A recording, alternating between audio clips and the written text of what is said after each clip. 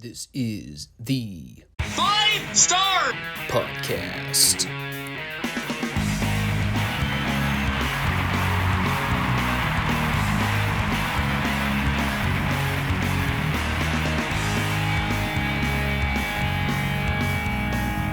Let me talk to you.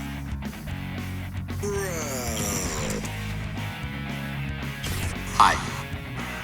What do you guys want to talk about?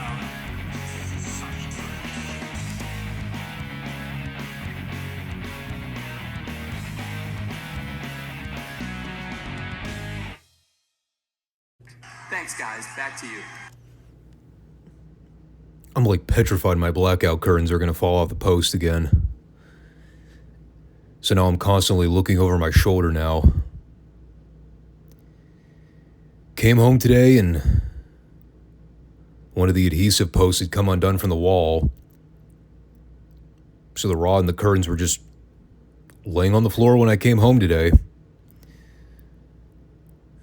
Looks like it's okay now, but I'm not sure what caused it to fall. I mean, the neighbors upstairs are always banging on stuff. So I'm wondering if the shakiness of the ceiling caused everything to go out of whack. Either that or an earthquake came through. But anyway, we're here. It's Friday. It's time to talk about some classic wrestling.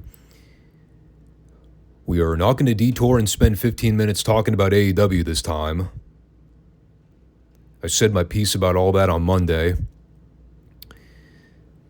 No, we've already got enough on the plate today. So, you know what to do. Subscribe, comment, like the show. Check us out on YouTube and Rumble every Monday and Friday. I'm in the process of possibly having to reshuffle the upload dates for the Friday podcast in the month of November. Not entirely sure yet. Kind of have to see what my schedule is going to be like. I'm going to be doing a decent bit of traveling for my job over the next month. And a lot of that's probably going to require me staying out of town through Friday. So I might not have access to my computer to record and edit the shows until Saturday. We will see. I'll keep you posted. Like I said, though, we have a lot to cover today. So let's get going with the reports. And we're picking up pretty much where we left off at the end of last week's taping in Fayetteville. Now, last week it was the first time they brought up the fact that the Road Warriors had turned heel, which I actually forgot they said happened back on October 7th. Good Lord. So we're only now hearing about this like 3 weeks after the fact. Tape delay scheduling. And, well, they also brought up another detail that was glossed over the other week.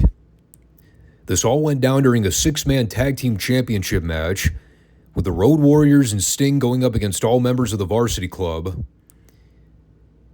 And, of course, right off the bat, people were asking, well, wait. I thought Dusty and the Road Warriors were the 6-man tag champs. To which I jokingly respond with, well, you have a better memory than me, apparently. Because I forgot all about the 6-man tag team championships. That's been the running gag with NWA since 1986. The 6-man tag team championships that only seem to pop up maybe once every 4 or 5 months. Only when it's convenient to break out. No, the reason Sting was involved was that, I can't remember what JR said.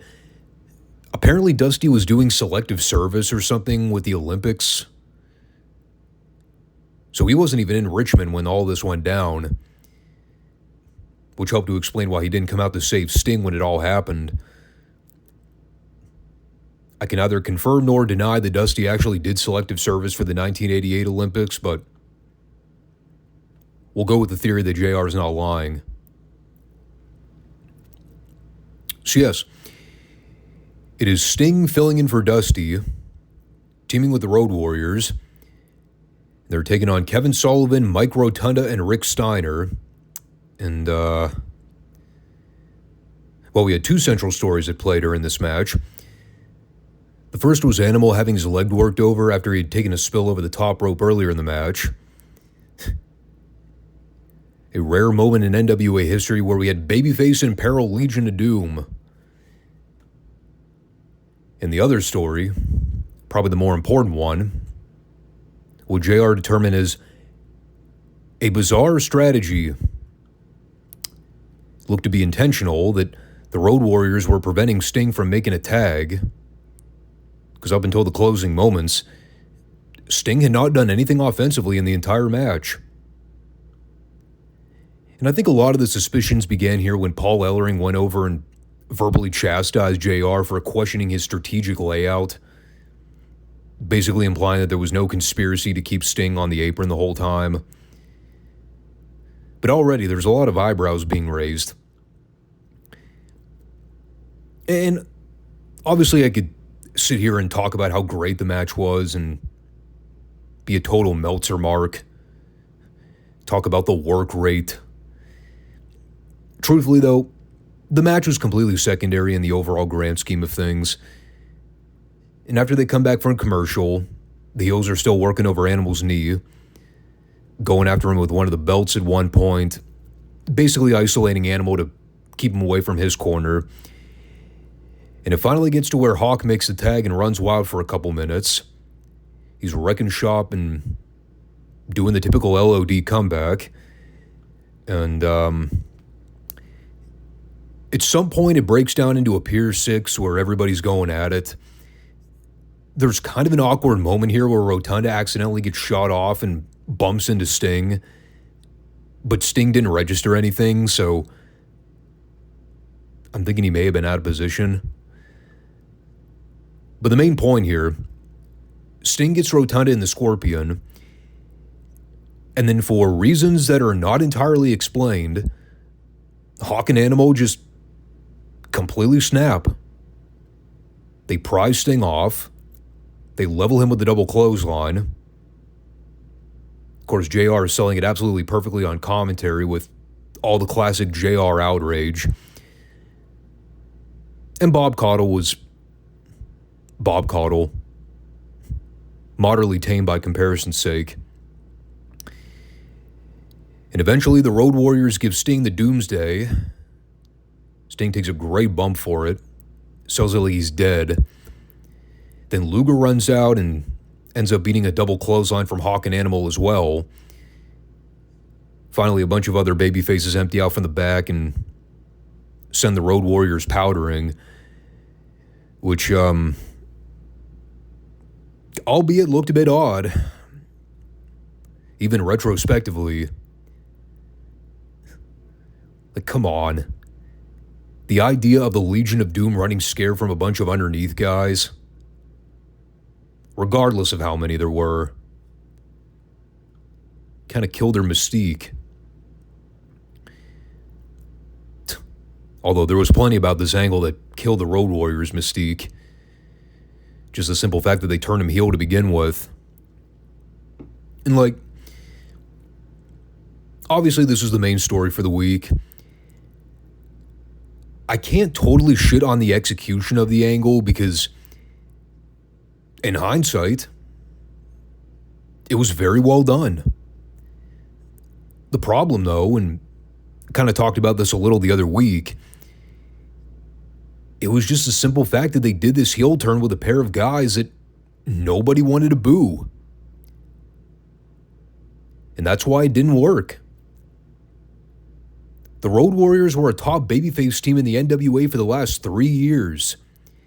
And like, especially when you think about everything that led to this moment, yeah, Hawk and Animal have always kind of towed the line a little bit with their promo material. I mean, there have been times where their dialect has come off a bit heelish, most people, I think, would have just taken it at face value that it was the Road Warriors being the Road Warriors. When you think about it, though, what incident or moment happened on television in the last month or two that prompted the Road Warriors to lose their cool and turn on all their former friends? Sting didn't do jack shit in this match to deserve it. The Road Warriors were kind of just being dicks. So the heel turn already doesn't make a whole lot of sense to begin with. And again, it did not register with the fans because nobody wanted to hate the Road Warriors. They were way too badass. Everything they shot in this segment was great. If you were going to execute a heel turn for a tag team, this would have been the perfect way to structure it. It was just the wrong team to do it with.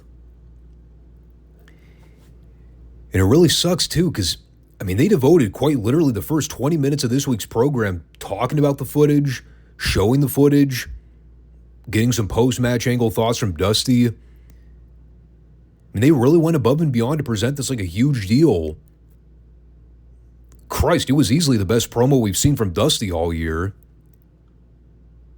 It was either this one or that promo we cut on the fat lady in the studio like a month back that was trying to be a troll. Or he just went off and let her have it.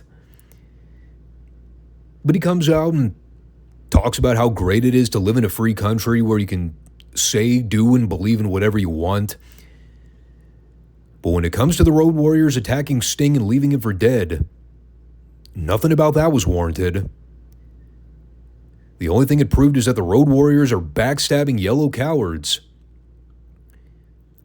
And while they've already got their hands tied having to deal with Sting and Luger, well, they're also going to have to eventually deal with the American dream breathing down their neck.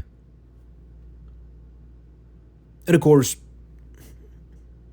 I mean, that was merely a summarization of Dusty's promo.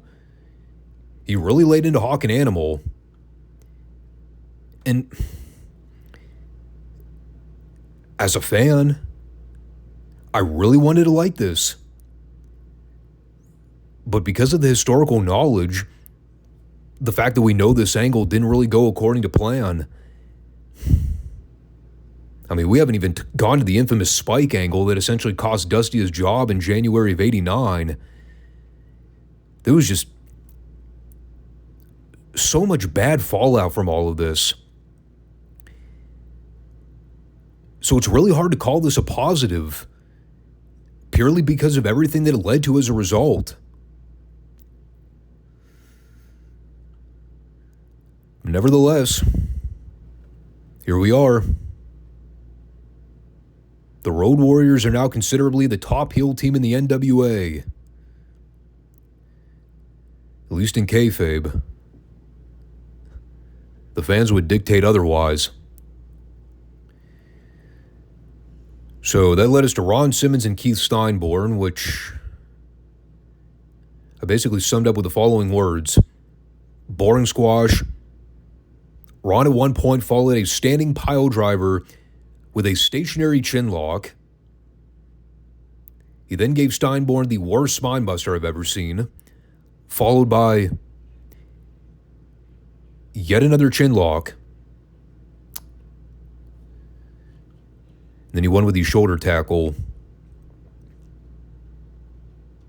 The key to all this, if you're going to give somebody a standing pile driver in a wrestling match, do not follow it with a chain hold. It's as bad as guys doing 450 splashes through tables nonstop and then winning with a schoolboy. Makes no goddamn sense.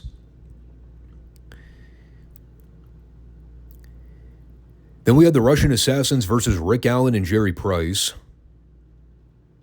Paul Jones seemed to make a full recovery since he got choked out by that chain by Ivan Koloff the other week.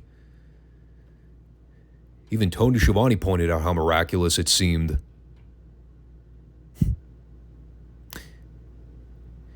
You know, I'm kind of starting to like this Jerry Price. He is really good at getting his ass kicked and making it look convincing. Didn't he wrestle that match with the Fantastics a couple weeks ago where he was getting thrown around like a pinball. I remember even pointing out, like, hey, this Jerry Price fella did a great job selling and bumping. I could go for seeing more of him. I don't think Allen tagged in one time during this match. Just stood on the apron with that fishy white body and watched. Good. So the Assassins beat up Price the whole time. One of them ended up loading a mask with a gimmick so he could headbutt Price for the pinfall.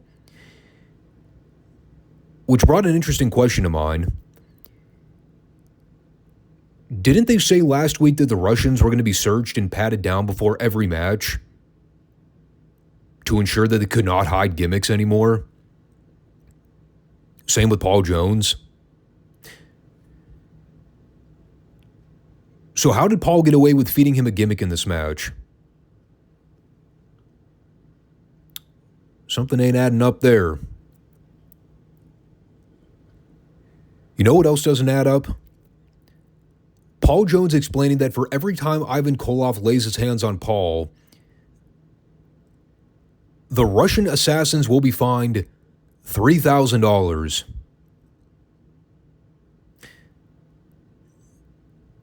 What?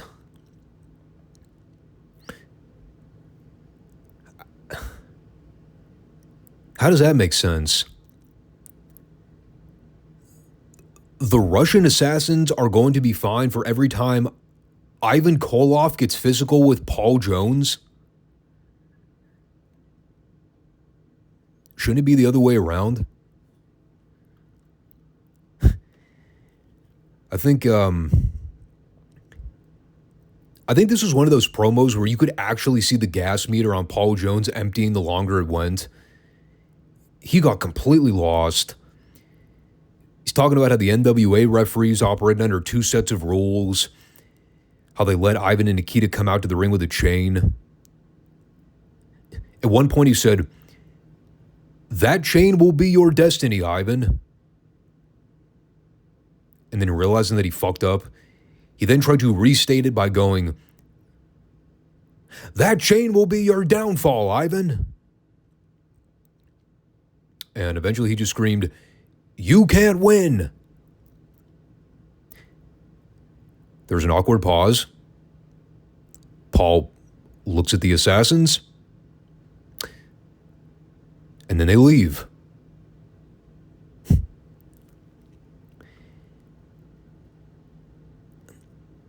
I mean, I know I say this like once every other month.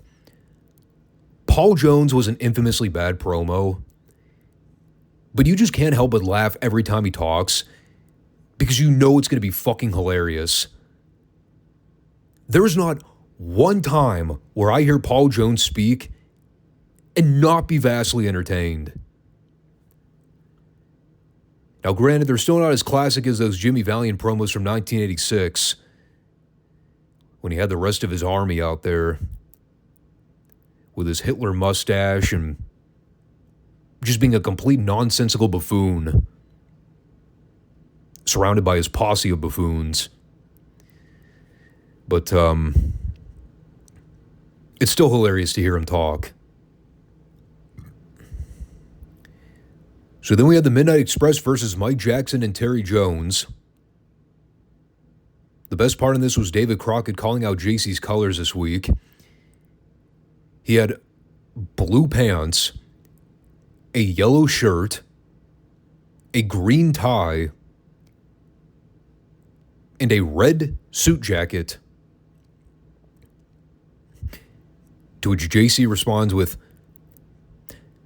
"Well, now that we know you have light and color perception, we'll try a cognitive test later on." He actually had another great line here. After he was done verbally admonishing Paul Jones, he made a comment on Gary Hart's big black evil surprise that he hyped up on last week's show, to which Corny says, and I quote, "Must be his mother-in-law coming into town."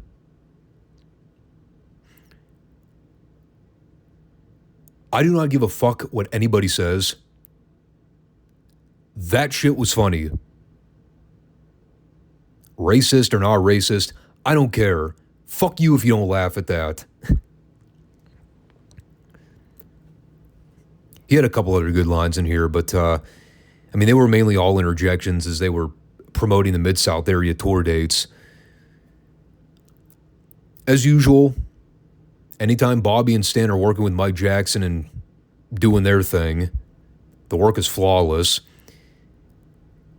At this stage, I think I would have paid money to see a Best of 7 series with Mike Jackson and a random partner against the Midnight Express, just because I know the work with Mike Jackson and Bobby and Stan would have been great. I don't remember who he was teaming with here. I wrote it down just a minute ago. Terry Jones. That's right. Yeah, he sucked. The Midnights pinned him with a double flapjack. And then we had a Dick Murdoch promo, which was, I think, almost a carbon copy of the same promo he did the other week in Fayetteville. Almost word for word, as a matter of fact. He talked about the reality of the brutal world of sports.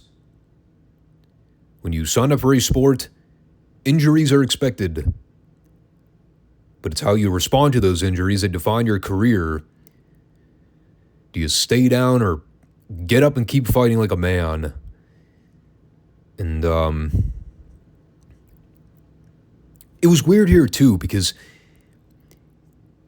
he didn't necessarily condone the actions of the Road Warriors, but he did say that he'd be willing to fight the Road Warriors if they think they can take him and Dusty in a fight. And then he just started talking about Ric Flair. Said he's fully capable of ramming his fist down his throat. God, Dickie was all over the place in this segment. First of all, I couldn't take him seriously because he was wearing, I think, what appeared to be a floral print baseball cap. In the month of October, mind you. And I've seen Dickie wear trucker caps, but yeah, the floral print did not suit him well. Looked very out of place. Kind of like this promo. Very out of place and just kind of thrown in. And then we pitched to JR at ringside for a Sir Oliver Humperdinck interview. Kind of more of the same when it comes to restating verbiage we've already heard him talk about 100 times. Still trying to goad Ric Flair into signing a contract for a title match with Bam Bam. He compared Flair to a double-stuffed Oreo cookie.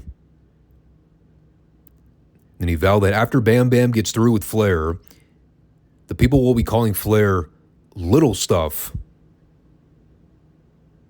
Because he'll be short 20 pounds of gold. Sick burn, my dude. Then we had the Koloffs against Menace number 1 and 2. Because apparently there are 2 menaces in the NWA. Which is brand news to me. I only remember there being 1 menace. The Menace. What would the plural of menace be? Do we call them the menaces?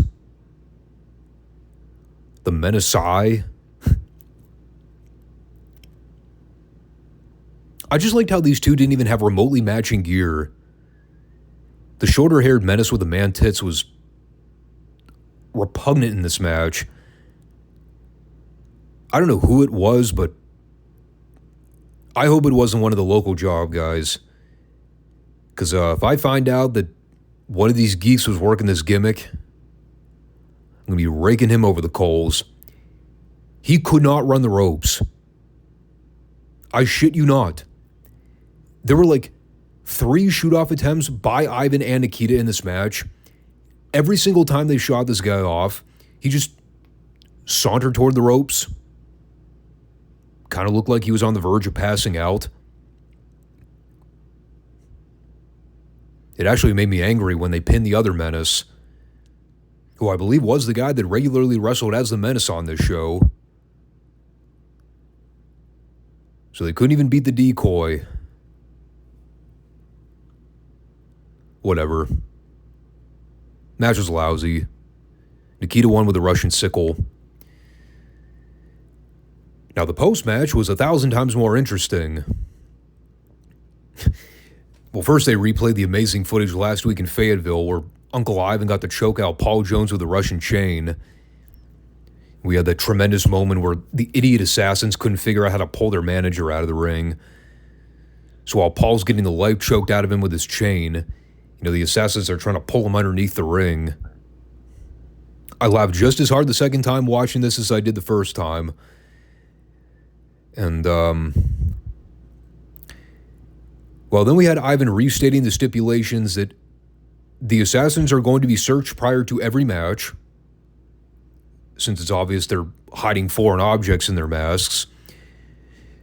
Which, again, I bring up the question from earlier. Why didn't they search the assassins in their match this week? Well, the answer is they taped the shit out of order and completely forgot about it. And then Ivan said that Paul Jones is afraid of the Koloffs and their chain. So the Koloffs will lead the Russian chain in the locker room from now on. Unless they have a Russian chain match. In which case it's fair game.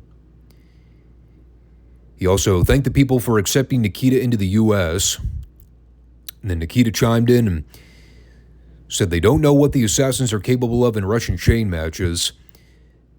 But if there's one thing Nikita does know, it's that he will not be happy until Ivan breaks Paul Jones's neck. And no matter what the situation is, 1-on-1, 2-on-2, the Koloffs will make sure that they put the assassins and Paul Jones down with the sickle.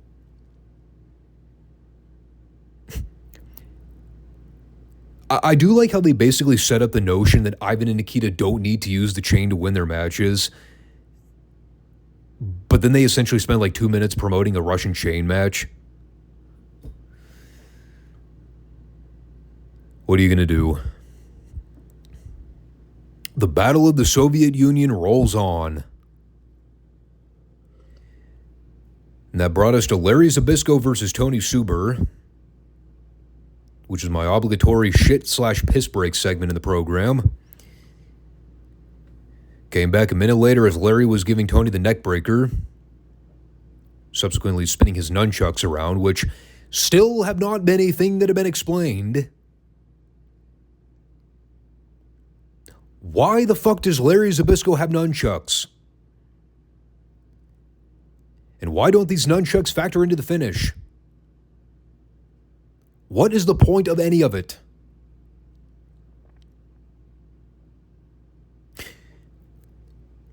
Now, see, these are questions that I would ask if I actually gave a fuck.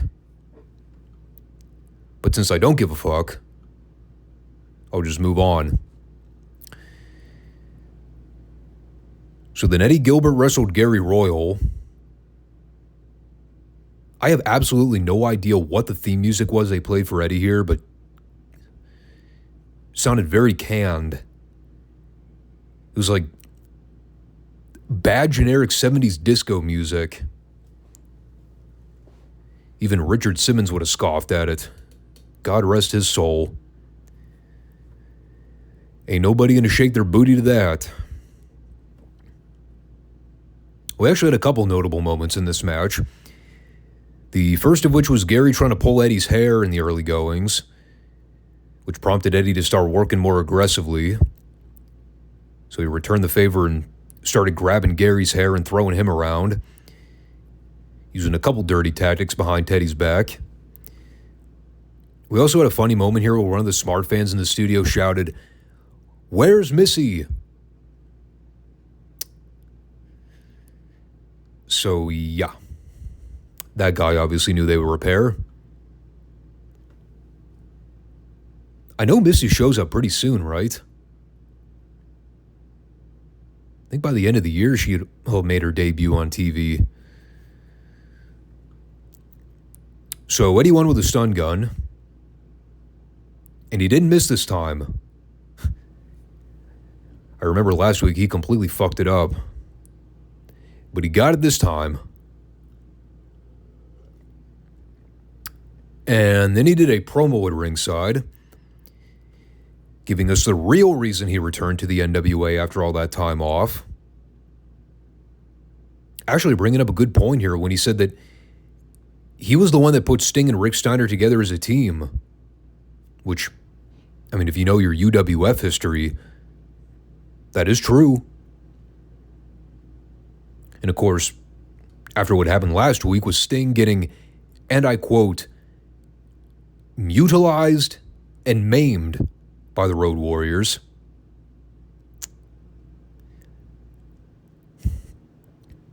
I believe he meant mutilated.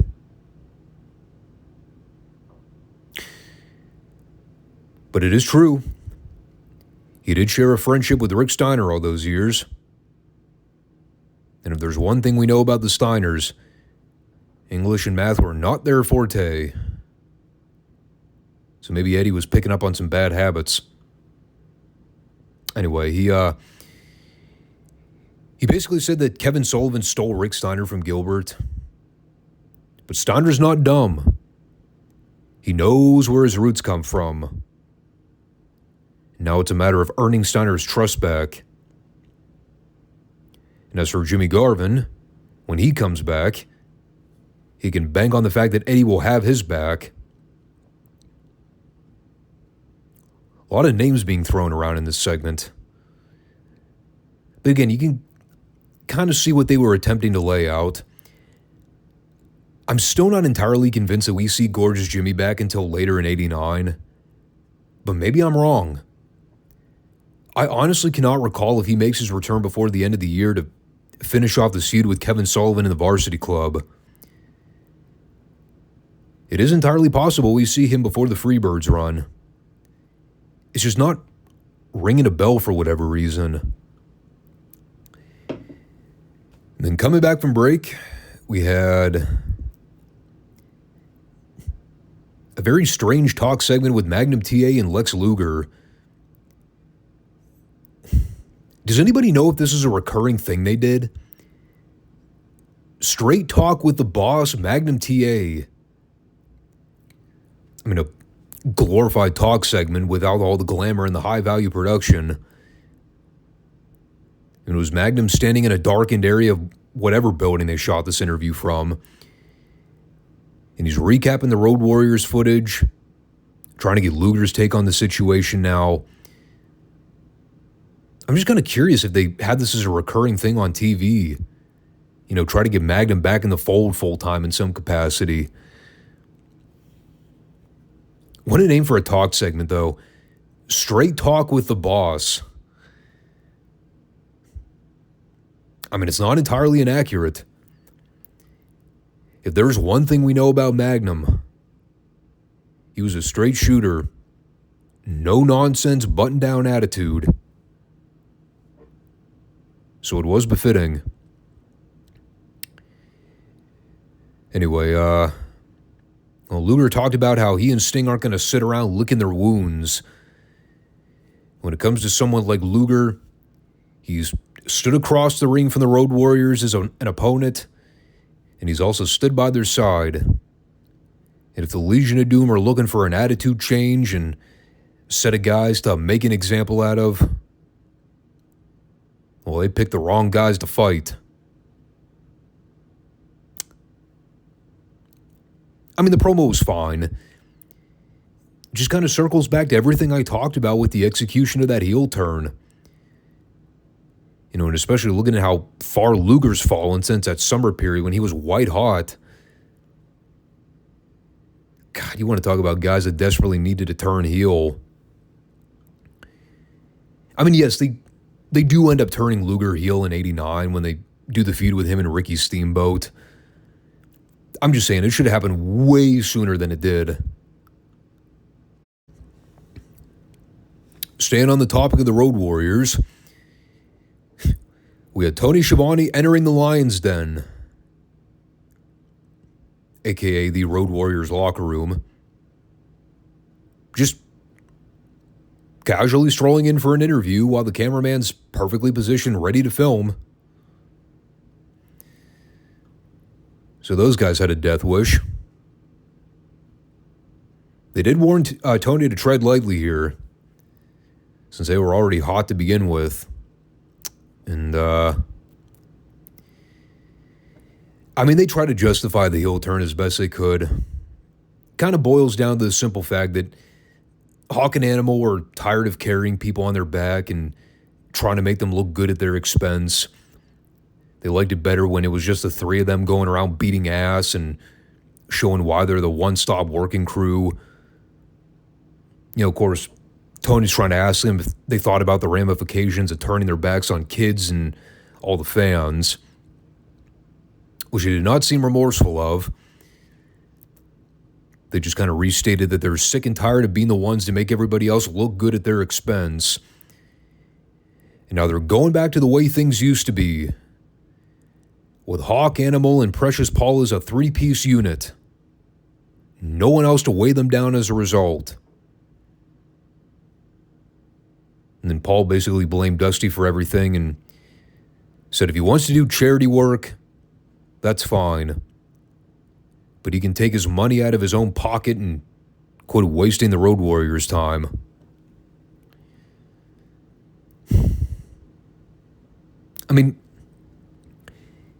Contextually, I would argue this is a half-assed rationale for a heel turn, but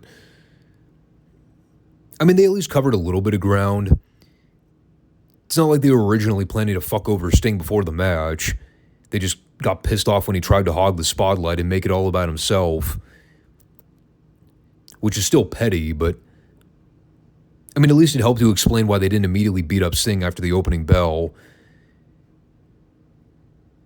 But now we've heard it from the horse's mouth. The Road Warriors are fed up having to carry the other babyfaces, especially the young athletes trying to make a name for themselves. And that poor Stinger just happened to be wrong place, wrong time. From there, we had a J.J. Dillon promo, which I really didn't note much about. He said that Sting got what he deserved for being a party crasher. Talked about how Ric Flair and Barry Windham are still riding high as the top two champions in the NWA. And,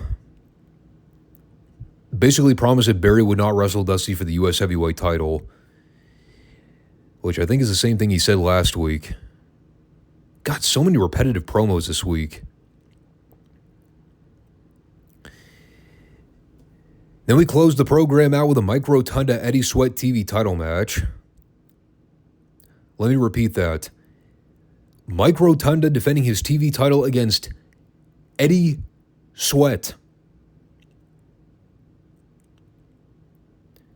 Somehow they determined that Eddie Sweat was deserving of a TV title match after a piss-poor win-loss record of 0-157. Yet Dusty fucking Rhodes can't get a U.S. heavyweight title shot. You go figure that one out. It went 60 seconds and Rotunda won with a butterfly suplex. Literally nothing to say about it.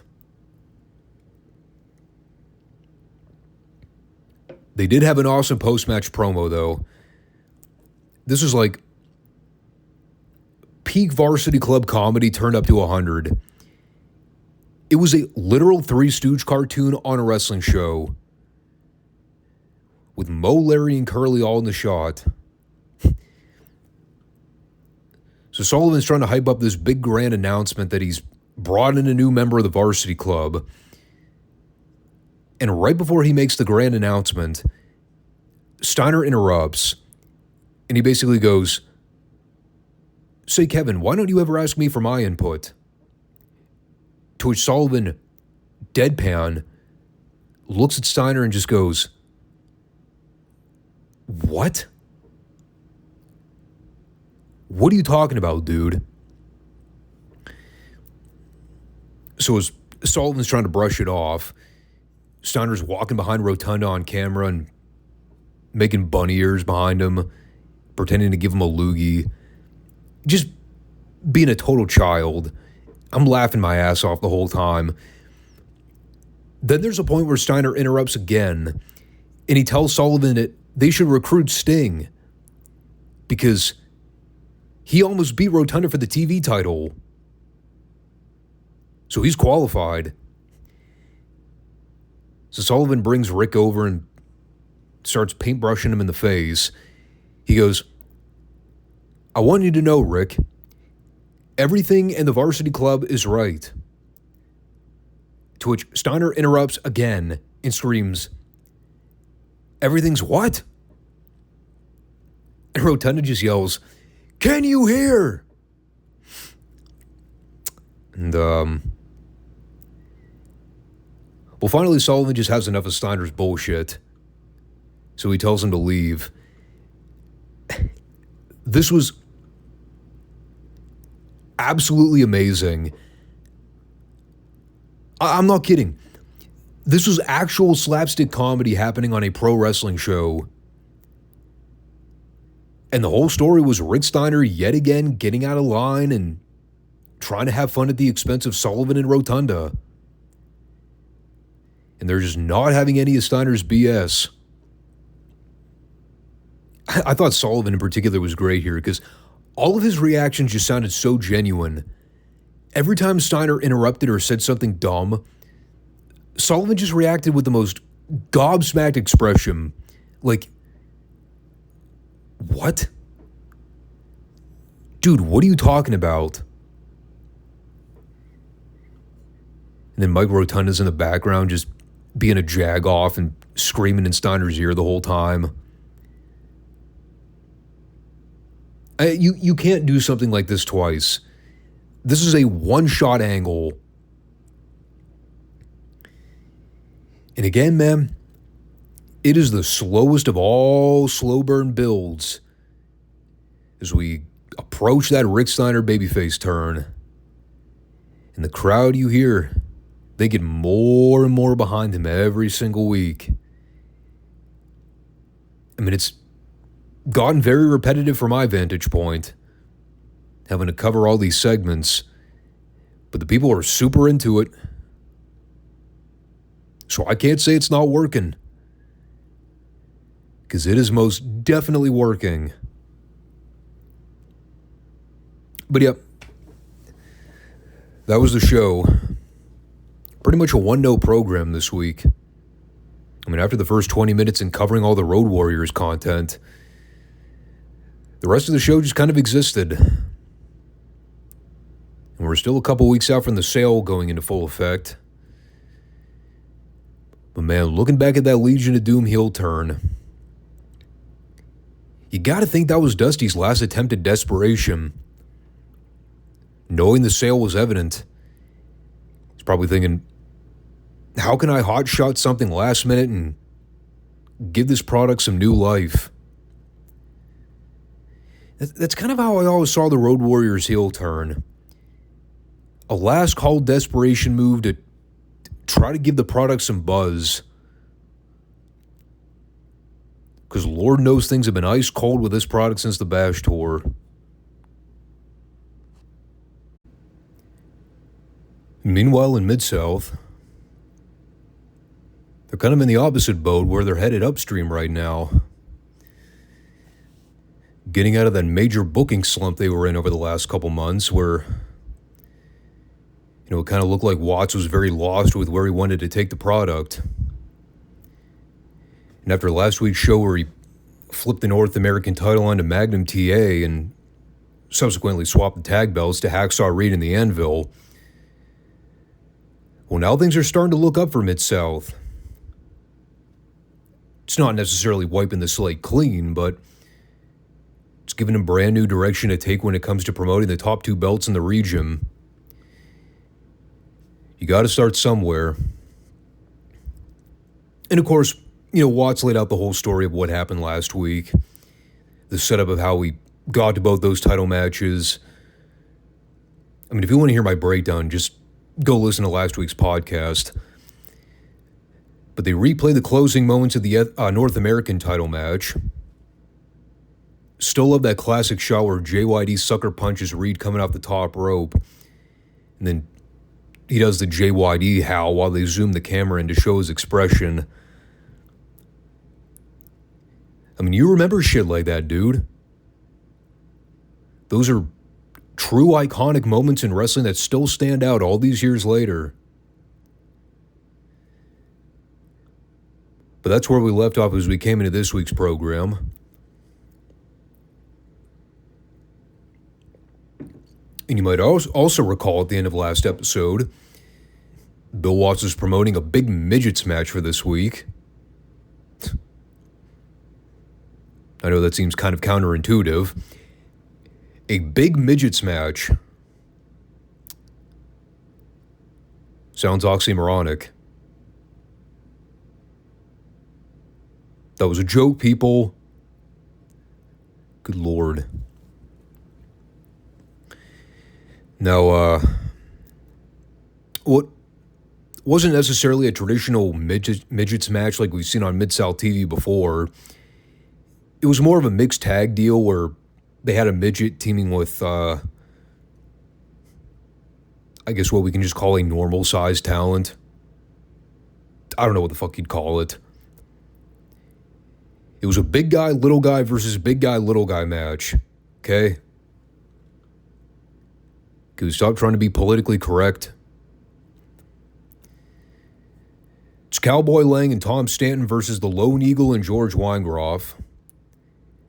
And like we typically see when they do mixed tag matches with guys and girls, you know, the guys have to wrestle the guys, the girls wrestle the girls. And they follow the same sets of rules here. The small guys wrestle the small guys, big guys wrestle the big guys. Bending of the rules notwithstanding whenever the little guys kept trying to fuck around with the bigger guys. And of course, you know, when they do have the big guy interacting with the little guy, for example, Tom Stanton chasing around the Lone Eagle, it's all done for comedy. In fact, the entire match was a comedy match. Who am I kidding? I mean, that was primarily the sole purpose for doing these kinds of matches. I actually kind of like the dynamics of including the bigger guys in these kinds of matches because, you know, they can do things that they normally wouldn't be able to pull off in regular midgets matches. You can do obvious comedy spots with the referee, and we've seen that before.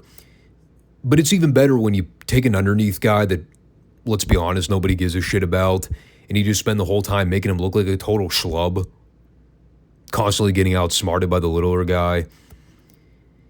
You know, the entire match was based around Tom Stanton and Cowboy Lang just not being able to get on the same page about anything, constantly bumping into each other and mistiming spots. The best was when Lone Eagle was holding Cowboy Lang in a waistlock, and whenever Stanton would try to come into the ring to kick Eagle in the back, he would just turn around with Lang still in the hold, so Stanton would accidentally punt Lang instead. You know, they did that a few times. And, you know, obviously, if you're not a particular fan of slapstick comedy, these kinds of matches are usually piss break segments for a lot of people. I get it. I know it's not for everybody. I've always said, though, if you are going to do comedy in wrestling, this is ideally how you should do it. You know, without exposing the business to make it look stupid and phony. I mean, you especially don't try to do this kind of shit with the top guys. You don't try to yuck it up for the camera intentionally by making it patently obvious that you're trying to do comedy. Because then you kill it. And, like, the thing here is that when they do decide to book the midgets on television, it is usually a must-see attraction. They're not there every week. The matches aren't long. It's a fun way to give the crowd a laugh and treat them to something that isn't so storyline heavy or overtly serious. I'm serious, dude. I kind of think these matches are really missing from today's product, especially as a way to market to casuals. Now, of course, I could joke that most midgets today would be no smaller than the people that are currently getting pushed on television, especially the main eventers. But the point still stands. I miss these kinds of matches in wrestling, man. I wouldn't want to see them every week. That'd be overkill. But like doing these once every couple of months, just as a way to break up the flow of the show and spend 10 minutes entertaining the crowd, I think this shit would really get over in WWE. AEW, not so much. I think that would go over like a fart in church because the audience would shit all over it. But think about it. If WWE promoted one of these for television, a Raw or a SmackDown, I think it would draw. You could do it as a standard singles match, standard tag. You could do a mixed tag with a midget and a guy or a midget and a girl. It'd be really cool to see this through the lens of a 2024 wrestling audience, especially as a way to cater to younger kids or even just a regular family audience. It's worth the shot. How would it hurt? So after that, we had Lanny Poffo versus Art Cruz. Lanny made his debut on TV the other week. First look at him coming to Midsouth after spending pretty much his entire career wrestling for his father in Lexington. But as we noted last week, ICW was sort of on the downturn by this period. Didn't have a whole lot of time left before the company folded. So Lanny's going to be a regular on Mid-South going forward, at least through early to mid-'84. You know, just another showcase get-over match. I think I said it last week too. Lanny was a great athlete in his prime, man. Always fun watching him work. And granted, he was never a main eventer in Mid-South.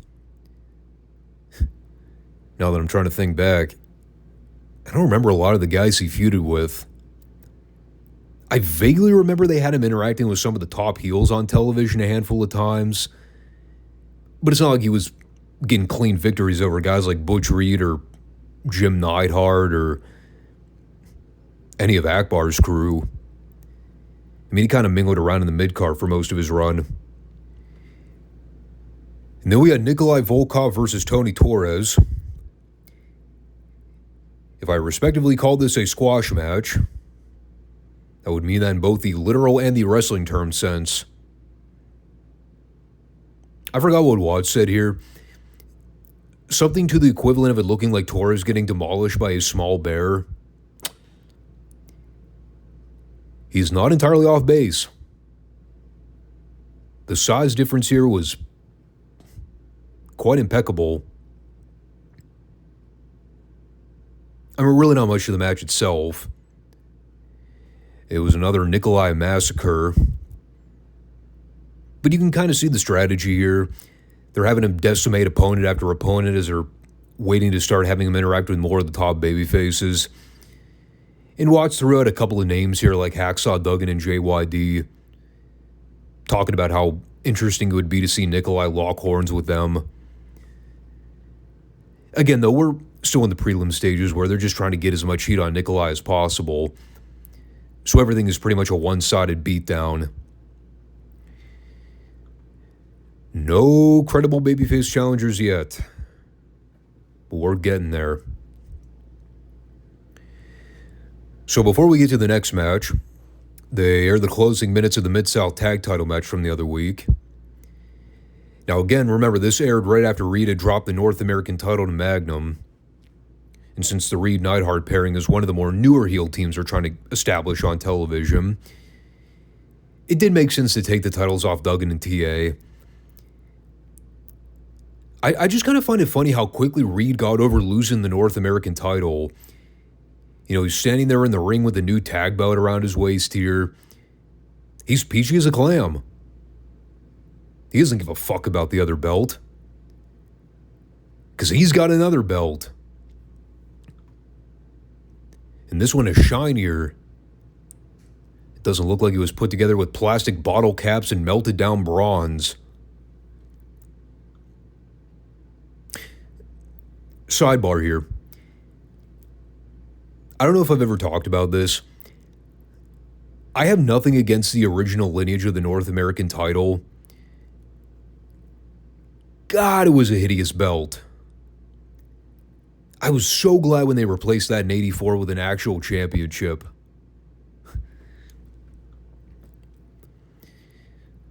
So, Neidhart and Reed are out there in a non-title match against King Cobra and Mike Reed. Apparently, Reed and Cobra forgot to coordinate beforehand to suggest a different color scheme to wear for the week. They literally had on the exact same shade of yellow. Looked like two tag partners beating each other up.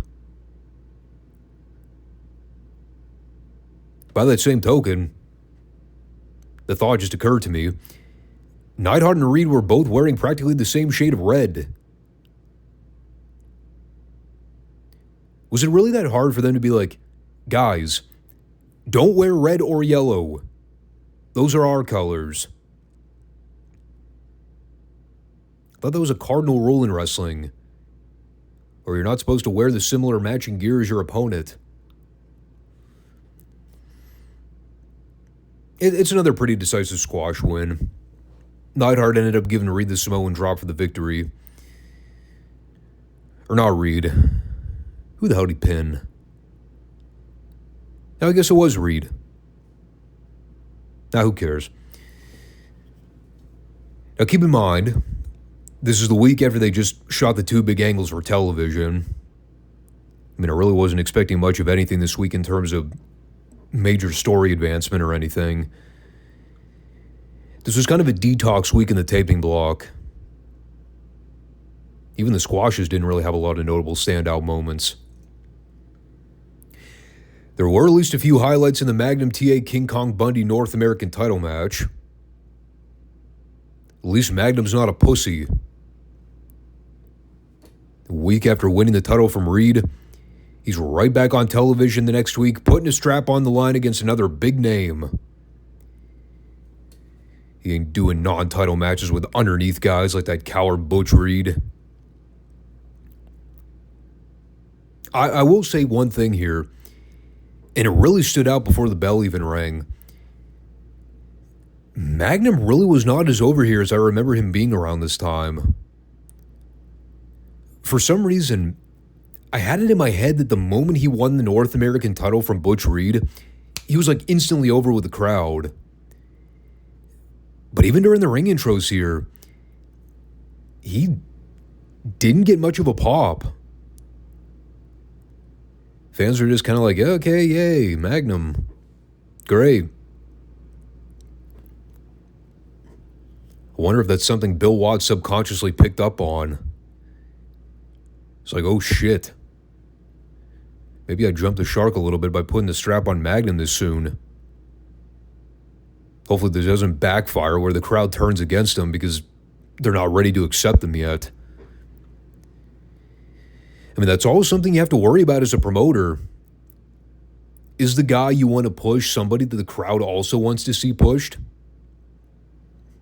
You know, it's an extension of the AEW conversation I just had on the Monday podcast where I talked about why Tony Khan hasn't grasped why people are disinterested in the product. The guys he thinks are the future of the company, they're not the guys that the audience collectively wants to see. So anytime those names pop up, the people either don't react or they just tune out. That's why it was probably a good idea having King Kong Bundy as the opponent here.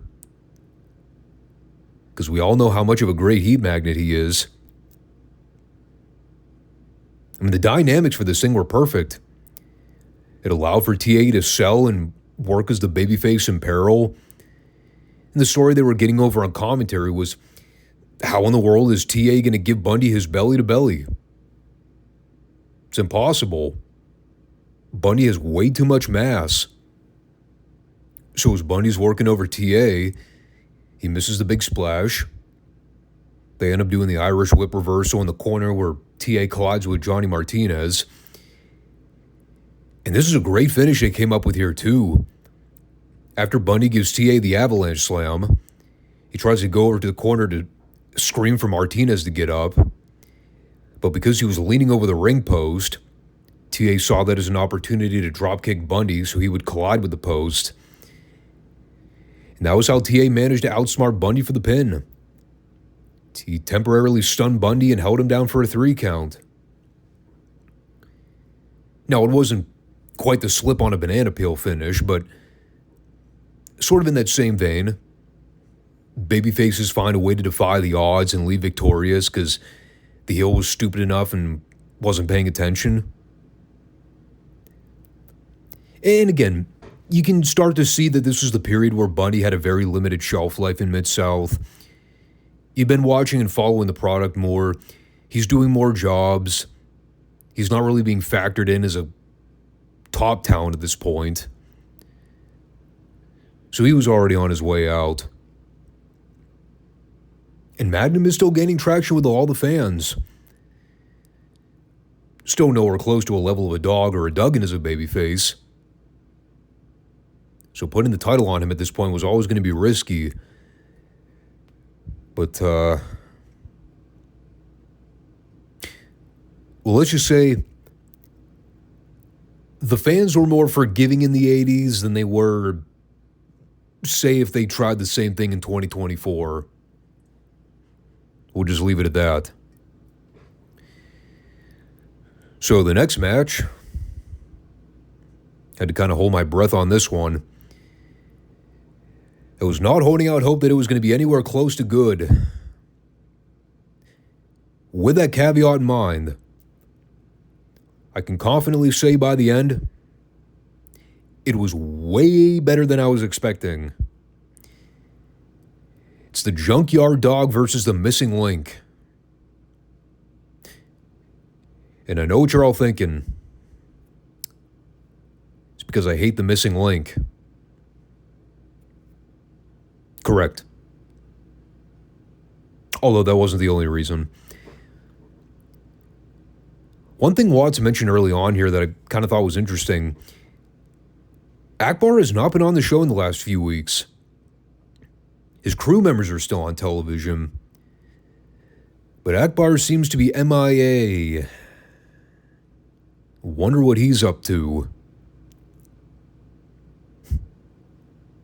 The answer is, I think he was in Dallas around this point. I still find it hilarious that they're trying to convince us, the audience, that the Dog is in the best physical shape he's ever been in. There's exaggerating something to try to make a point in order to put over a babyface, for example. But then there are bold-faced lies that just outright insult your intelligence, especially when you see the shit in plain view. Anybody that actually thought Dog looked good here as compared to where he was in 81 or 82, derangement. Just, no. No, he wasn't. There was a spot here where, honestly, I'm not even sure who fucked up. Dog tried to give a Russian leg sweep to the Missing Link, but it was Dog who sold it, and then Link just kind of popped back up to his feet less than 2 seconds later. I had no idea what they were attempting or if Link just didn't know how to bump for a leg sweep. It was so weird. It was like Dog knocked himself out trying to give his own move. So then Link went up and missed a diving headbutt. Dog fired back and eventually went over with a thump. Like I said, not the train wreck I was expecting. Still a very subpar match. And that led us to Crusher Darso and Mike Bond. Darso is still a very vanilla bland babyface. Still rocking those fucking Daisy Duke shorts. Unbelievable. I truthfully don't even know what to say at this point. I mean, until we get this stuff with him and Volkov, I'm just going to wince every time I have to watch Darso wrestle in those goddamn cutoff jean shorts. He beat on Bond forever, did about 500 power moves in a row, just ran down the clock until the last 20 or so seconds of airtime. Then he won with the Canadian backbreaker. It's everything I wrote down. Again, not really much of a show you need to go out of your way to see. The Midgets match at the beginning was a lot of fun. Magnum and Bundy was good for the time allotted. But it was a very squash-heavy program this week. And after everything they did last week to sort of lay the foundation for the top storylines, I mean, you couldn't really expect much in terms of major angles this week. I would say if you're going to skip out on a Midsouth episode, you're probably not going to miss much by leaving this one out. All right. It's the moment of truth. Did we get to see some head shavings this week on World Class?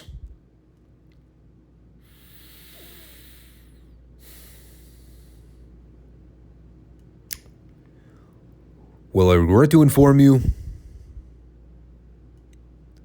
those motherfuckers did us dirty. All that weight, all that build, all that anticipation, and they didn't even air the fucking footage.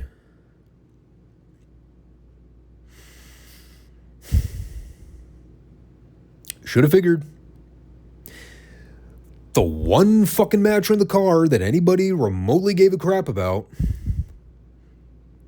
The one match I actually wanted to review on that Texas Stadium card. And they didn't give it to me. But they did give me Kelly Kiniski in a 10-minute snooze fest with an unknown random job guy.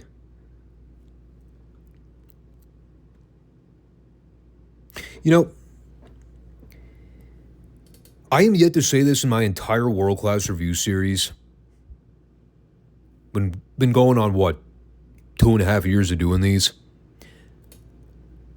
I've held my tongue long enough. This moment absolutely broke me. Therefore, I'm going to say this up front from the very beginning. I'm glad this promotion is dead. What a stiff arm. You aired 2 weeks of Texas Stadium footage on delay. You had it in the archives. And you decided to not air the hair versus hair match with Gino and Chris against the Von Erichs. The one feud that they've practically been spending the entire last year building to.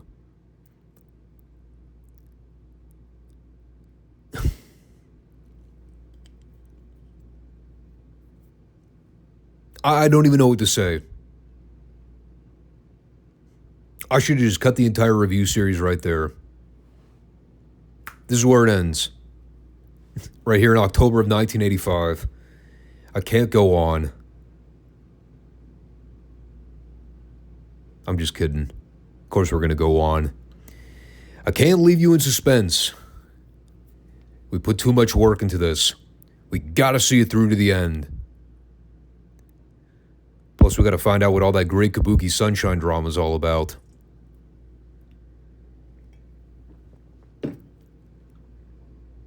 All right, let's get serious. Enough of this horseplay. So we basically had a dual taping this week where half the show was sportatorium footage, and then the other half was kind of continuation of the Texas Stadium footage. Of course, not the footage we wanted. But they still had a few outstanding clips to air. Before we get to the story-driven material for the week, we did see the debut of Rick Rude in Dallas this week. A re-debut. Yeah, it was weird. Lorenz said this was the first time we're seeing Rude in Dallas, which, I mean, maybe he was trying to kayfabe it, but that wasn't accurate. No, we actually saw him work squash matches the previous year when he wrestled as Rick Rude, spelled R-O-O-D.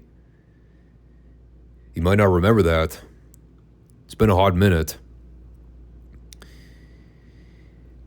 And he wasn't ravishing Rick Rude quite yet. But he was about as close as you could get to the original gimmick. He had the ravishing Rick Rude look, including the signature robe. They even spelled his name correctly here, which again wasn't a thing when we saw him in Dallas last year, or Midsouth for that matter. But yes, this was most definitely Rick Rude. Simply ravishing, as his robe most eloquently read. Looked like $1 million physically, built and chiseled out of granite. We could only wish to have the body that guy had. I think he may have been the only man alive that I ever saw pull off leopard print leggings. Actually, they were more like zebra print, but they were gold instead of black and white.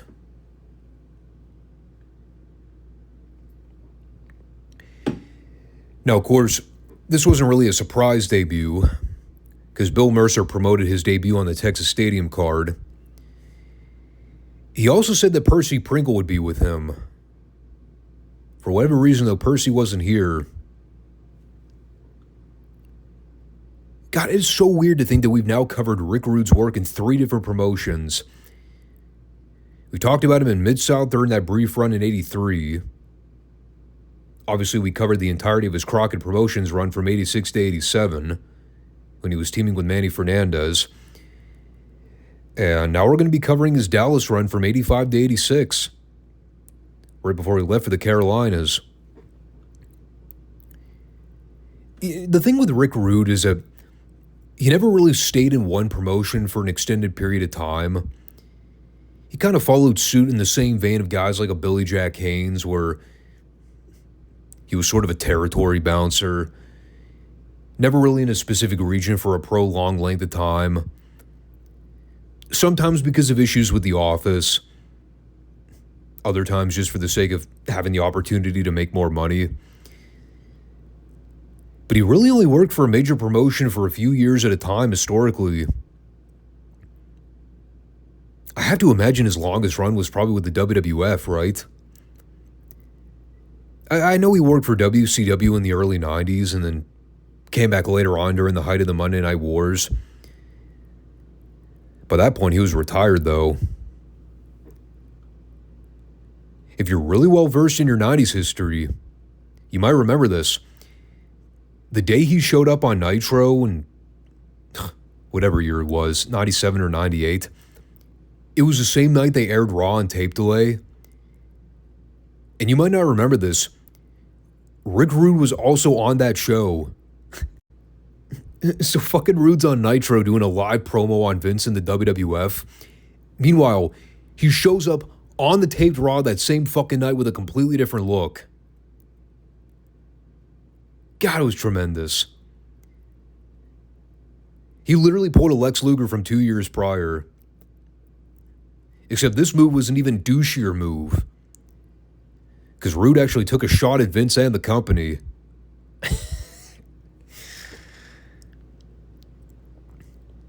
I love Rude, man. He was phenomenal. I wish I had gone to see him firsthand when he was in his prime in the WWF. Because that was easily the best version of Rick Rude we would ever see in his career. It is such a tragedy the way his career ended. So anyway, I think we were talking about a match here in Dallas, right?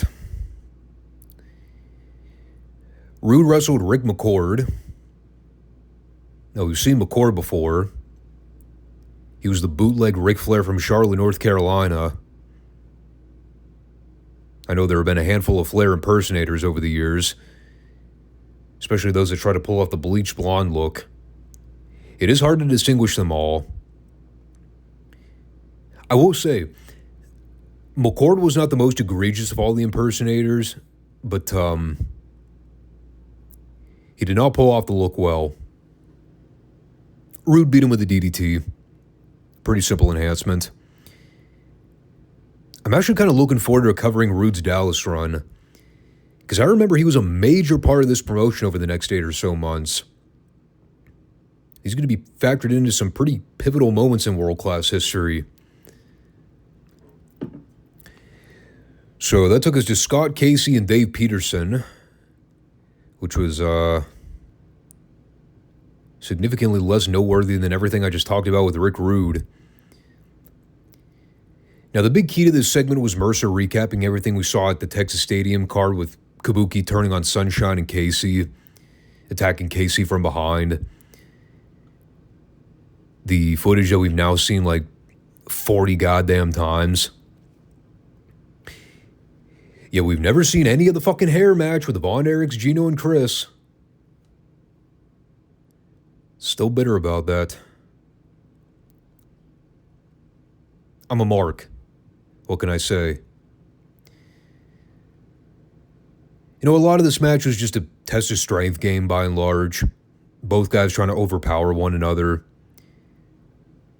Which I found funny, because Peterson was actually the one struggling to gain control. And he was much bigger than Scott Casey. Not saying Peterson was Andre the Giant or anything, but he was noticeably bigger than Casey. But the action's pretty back and forth. Crowd was very much behind Casey here. And then Casey ended up overpowering out of a wrist lock grip. Came off the ropes and ducked a clothesline attempt and gave Peterson a backslide for the 3 count. Pretty simple match. Nothing wrong with it. I still won't ever get the hype of Scott Casey, but I think I'll be fighting that battle until the day I die.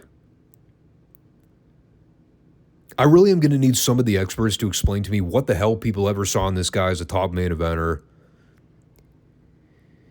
Maybe someone can put me in touch with Kevin Von Erich while he's still alive. I have a bone to pick with him. I'll just open up the phone conversation with, yeah, so why Scott Casey? We'll see if he has an answer. Now, the post-match interview was more the focal point to all this. They actually addressed 2 talking points here coming out of the Texas Stadium show.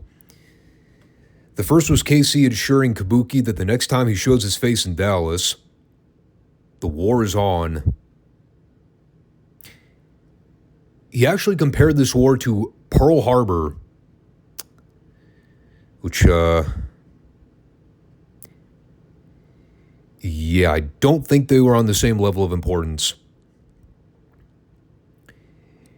He also told John Tatum to watch his back, because Casey remembers seeing him put his hands on Sunshine. He's going to make sure that he regrets that decision. Then Sunshine talked a little bit about Missy Hyatt, since she was also a key staple of the Texas Stadium show. The feud that apparently has been going on behind the scenes and that we never knew about. That was until we just randomly saw Missy Hyatt at Texas Stadium with John Tatum. We were told she was feuding with Sunshine. Anyway, Sunshine said there will not be any issues between them once they officially get in the ring to fight. And we also saw a confrontation almost take place with them in Fort Worth. But some outside sources prevented that brawl from going down. This is actually a pretty great segment looking back. Mainly because of what Sunshine said. Missy was good here too. She's basically throwing a tantrum on the floor, telling Tatum that she wants to get in the ring to fight Sunshine, but Tatum keeps yanking her out of the ring. So while that's all going on, Sunshine has the house mic, and she's provoking Missy from the floor. She's going, "Come on, chicken! Chicken!"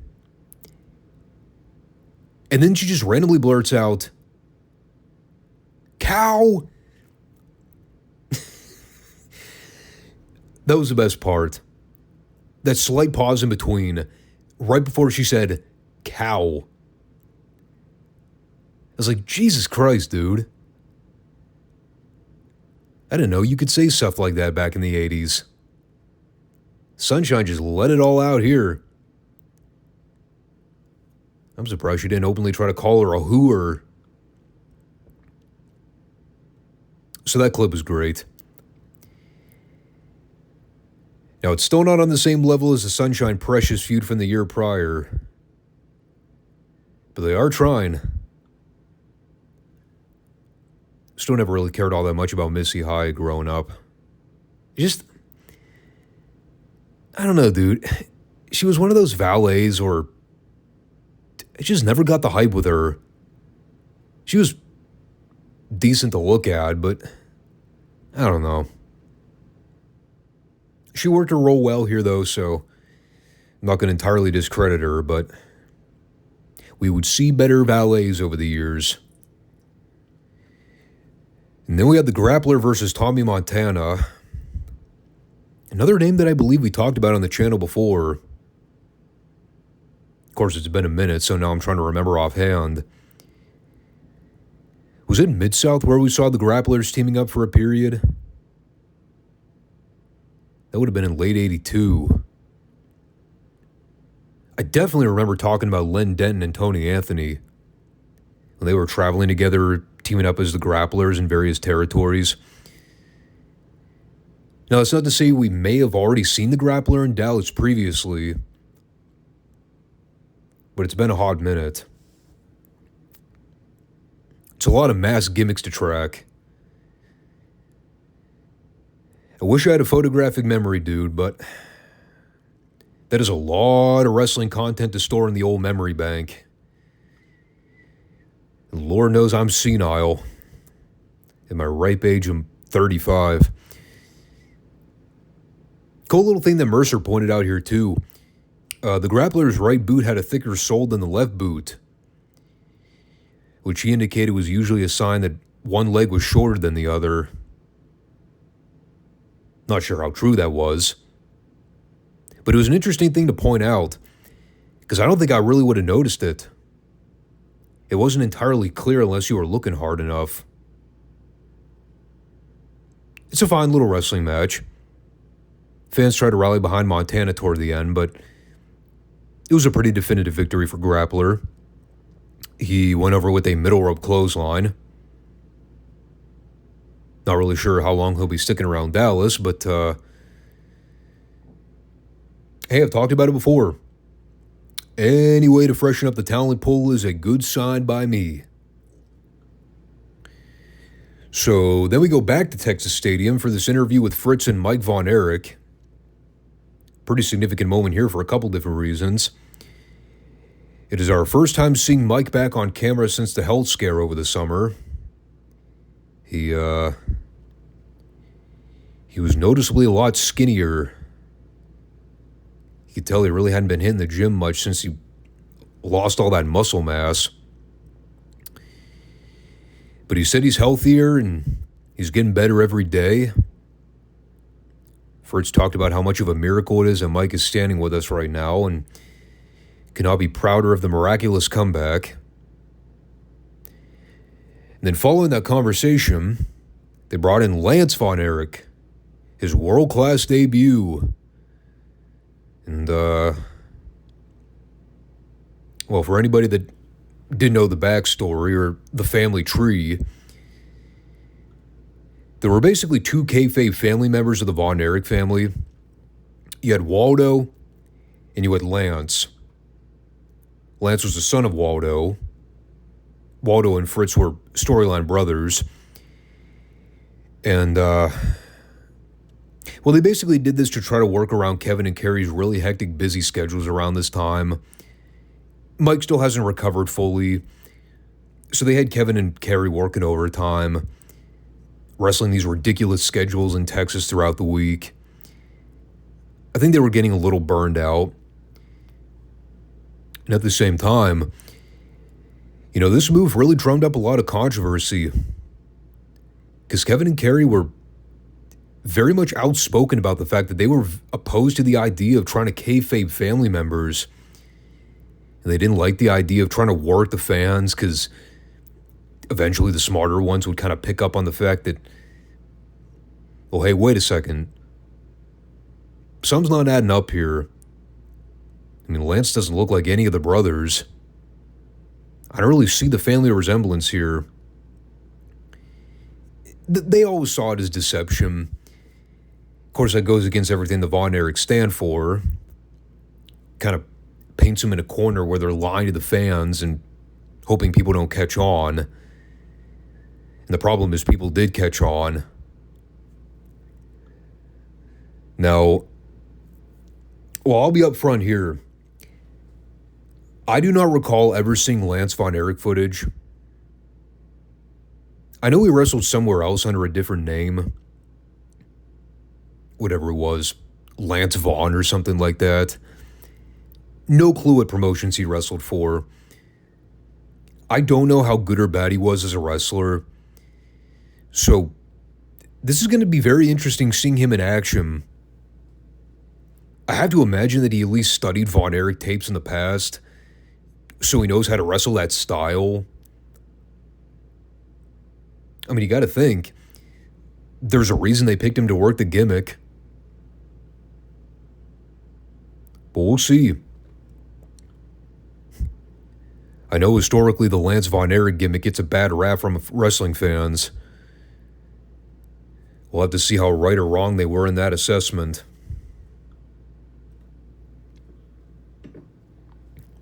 Very quickly, though, let's talk about the main event. A Texas Tornado match with the Texas Tornado and the Iceman teaming up. That was a bad WWF joke. So it's Kerry and the Iceman versus the one-man gang and Mark Lewin. This was easily the most biker version of gang I think we've seen yet. Would have made Jesse Ventura proud. He'd have figured he was riding with the one percenters. So, as typical with Tornado Rules tag matches, there's usually some kind of story playing throughout the match where the two heels will try to isolate the one babyface and dump the other babyface out of the floor, basically treating it like a handicap match. There was a little bit of that going on here with the heels working over Kerry's leg while the Iceman was down selling. For the most part, though, all four guys were very steadily in the ring. Definitely had a more bar fight vibe to it. It's hard to review the match as a whole because it's mostly just four guys slugging it out for the most part. I'll get to the turning point of the segment here shortly, because there was a big angle at the end. But Kerry fights back from the disadvantage. He gets the claw hold on Lewin and gang. There's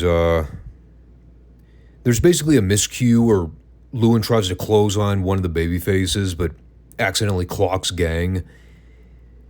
And that basically leads to gang turning on Lewin and going after him. Some point during the melee, Rick Hazard just randomly called for the bell and I think determined it was a draw. Wasn't entirely sure. But then we get the angle afterwards where gang grabs the house mic and tells Gary Hart that he's fed up with his so-called plans. Started waiting around for his opportunity. From now on, he's going it alone. Just like he's done for his entire career. He's going to take on the babyfaces and heels by himself. So, naturally, as you would expect, doesn't go over well with Gary. So he sicks Lewin on gang. He basically drives a sharp object into his forehead.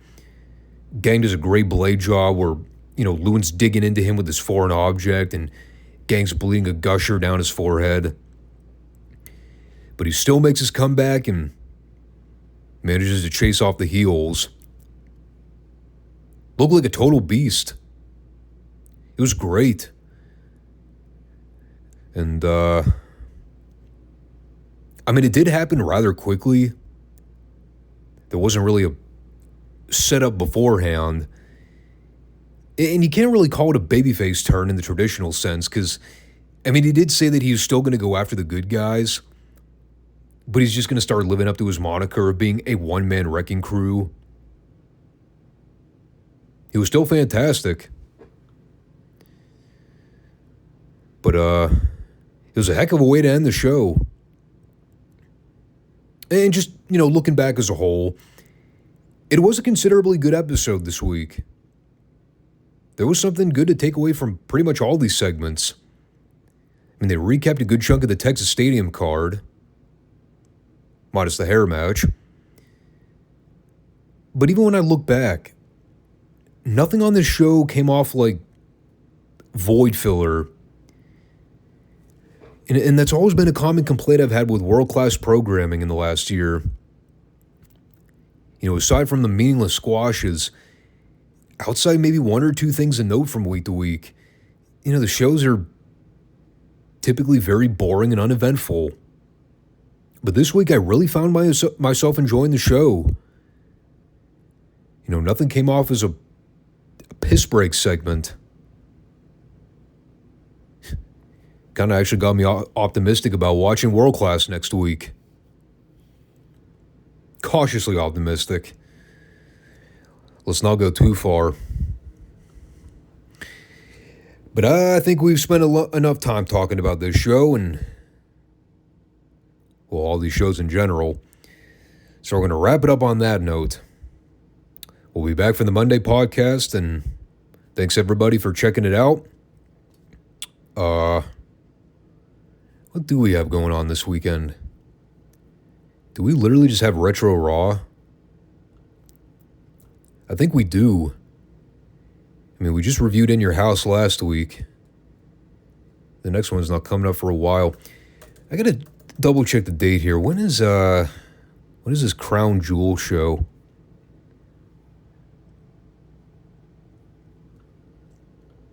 Oh, that's not until November 2nd. Oh, hold on, am I missing something? When is Survivor Series? Is that later in November? Oh yeah, that's at the end of the month. Okay, so yeah, we got a lot of time before that. Well, I guess we're gonna stick it out just this weekend with Retro Raw. So it'll be another short episode. Still no update on the NXT situation. There's really not much I can do about that. So, until Monday, take care all. Peace out.